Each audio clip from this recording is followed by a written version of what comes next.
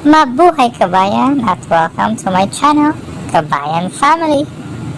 Sa channel na ito ay pag-uusapan natin kung magkano ang kinikita ng mga Filipino YouTubers sa Pilipinas at sa ibang panig ng mundo. But before that, kung bago ka lang sa channel na to, ay don't forget to hit the like button, comment down below for any suggestions, share this video at ang pinaka-importante ay to click the notification bell button para lagi kang updated sa latest videos. Hello mga kabayan, ang featured Filipino YouTuber natin ngayon ay walang iba kundi si Dr. Willie Ong. Sumali si Dr. Willie Ong sa YouTube noong March 31, 2007. At sa ngayon ay meron na siyang 2,871 video uploads, 5.16 million subscribers, 634,959,934 video views, country is Philippines, channel type is education.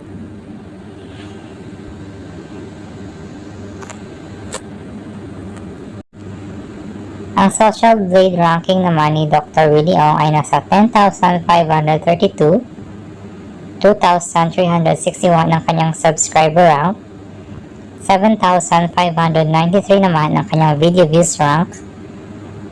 Ang rank niya sa Pilipinas ay pang 23rd at ang educational rank ni Dr. Willie Ong ay nasa 113.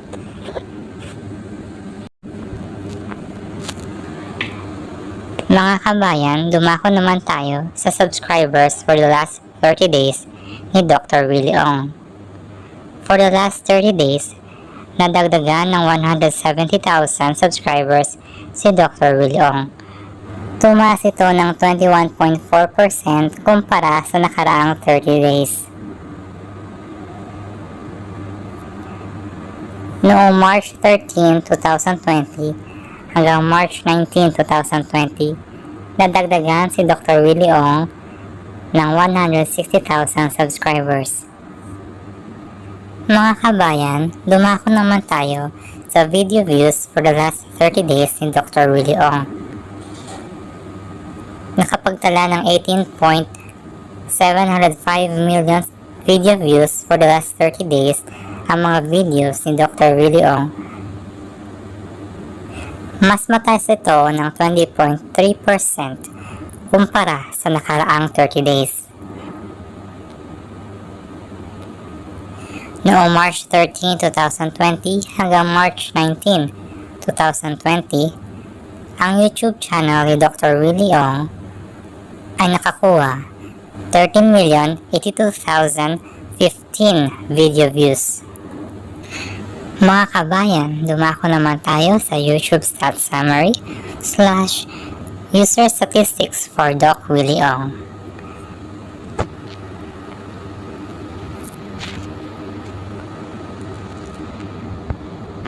Ang daily average subscribers ni Dr. Willie Ong ay nasa 5.66k. Ibig sabihin, araw-araw for the last 30 days ay nadadagdagan ng at least 5,000 subscribers per day ang YouTube channel ni Dr. Willie Ong. Weekly average naman ay umaabot sa 39.6k. Ibig sabihin, every week for the last 30 days ay nadagdagan ng at least 39,000 weekly ang subscribers ni Dr. Willie Ong sa kanyang YouTube channel. Mga kababayan, dumako naman po tayo sa estimated audience age and gender ng mga nanonood kay Dr. Willie Ong. So makikita niyo po mga kababayan, ng 18 years old hanggang 24 years old po ang mayroong pinakamataas na nanonood sa mga videos ni Dr. Willie Ong. 28.5% po dito ay mga female at 13.3% naman po ay mga male. So mga kababayan, dumako naman tayo sa estimated audience geography ni Dr. Willie Ong. Kung makikita niyo po dito, 16% po ng nanonood kay Dr. Willie Ong ay nasa United States, 9% po ay nasa India, 4% ay nasa United Kingdom, 3% ay sa Canada, 3% ay sa Indonesia, 2% sa Croatia, 2% sa Philippines, 2% sa Australia, 1% sa France, at others po ay 58%.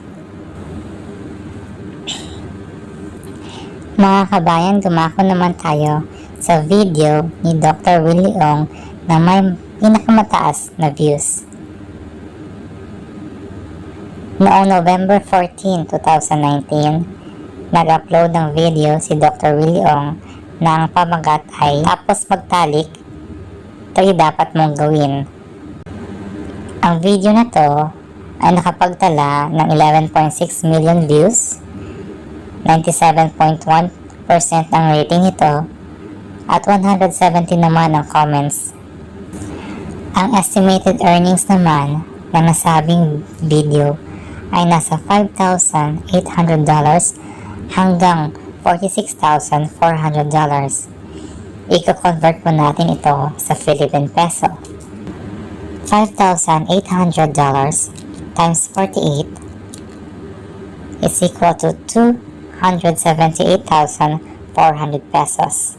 Ang 278,400 pesos po ang possible minimum estimated na kinita ni Dr. Willie Ong sa kanyang video na mayroong pinakamataas na views. Ang $46,400 times 48 is equal to 2,227,200.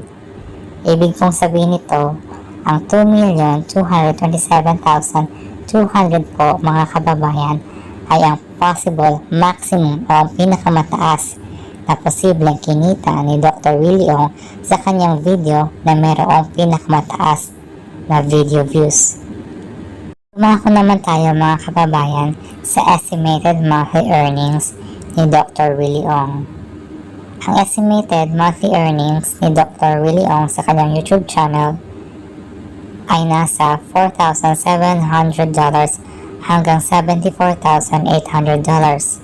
So, i-convert po natin yan sa Philippine peso. 4,700 times 48 is equal to 225,600 pesos. Ibig pong sabihin nito na ang 225,600 pesos po mga kababayan ay ang posibleng minima o ang pinakamaliit na kinikita ni Dr. Willie Ong buwan-buwan sa kanyang YouTube channel. Ang maximum naman ay nasa $74,800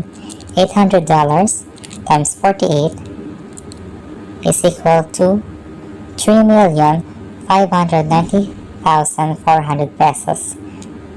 Ang ibig pong sabihin ng 3,590,400 pesos po mga kababayan, yan po ay ang posibleng maximum o ang pinakamataas na posibleng kinikita ni Dr. Willie Ong buwan-buwan sa YouTube. So mga kababayan, ang posibleng kinikita ni Dr. Willie Ong buwan-buwan sa YouTube ay nasa 200,000 hanggang 3.5 million pesos. Ngayon mga kababayan, dumako naman tayo sa estimated yearly earnings ni Dr. Willie Ong sa kanyang YouTube channel. So, ang estimated yearly earnings po ni Dr. Willie Ong sa YouTube ay nasa $56,100 hanggang $897,800. So, i-convert po natin yan sa Philippine peso. Ang $56,100 times 48 ay nasa 2,692,800 pesos. Ang 2,692,800 pesos po mga kababayan ang posible pinakamaliit na kinikita taon-taon ni Dr. Willie Ong sa YouTube. Ang pinakamataas naman po na kinikita ni Dr. Willie Ong sa YouTube ay nasa $897,800 times 48 ay nasa 806,400 pesos. Ang 42,806,400 pesos po mga kababayan ay ang posibleng maximum o ang pinakamataas na kinikita ni Dr. Willie Ong taon-taon sa YouTube. So mga kababayan, ang posibleng kinikita ni Dr. Willie Ong taon-taon sa YouTube ay nasa 2 million pesos hanggang 42 million pesos. At dyan na po nagtatapos ang aking video for today. Kung nagustuhan niyo po itong video na to, don't forget to click like, comment down below for any suggestions.